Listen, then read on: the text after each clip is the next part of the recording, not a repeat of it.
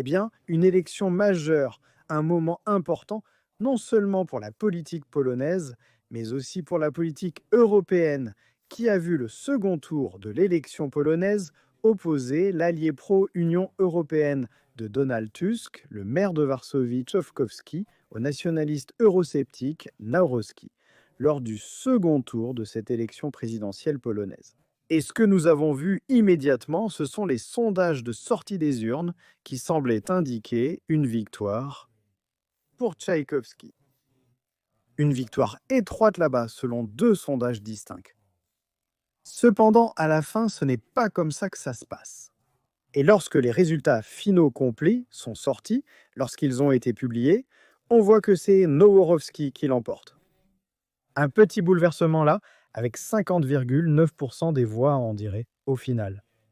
Et donc, ce que vous avez maintenant, c'est une grande victoire eurosceptique, car le président polonais pourra opposer son veto à une grande partie de l'agenda proposé par le gouvernement de Donald Tusk en Pologne maintenant.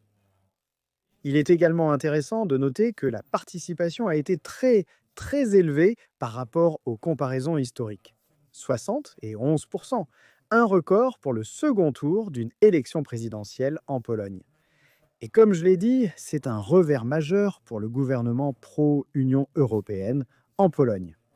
Vous pouvez voir ici des gens dire que c'était un référendum sur le renvoi du gouvernement Tusk qui a été remporté, et divers autres politiciens eurosceptiques là-bas félicitant Lavrovski pour sa victoire. Et il a juré de protéger la souveraineté de la Pologne contre l'ingérence de Bruxelles, étant désormais capable d'opposer son veto à la législation. Un affrontement clé, un test important et qui aura des implications plus larges.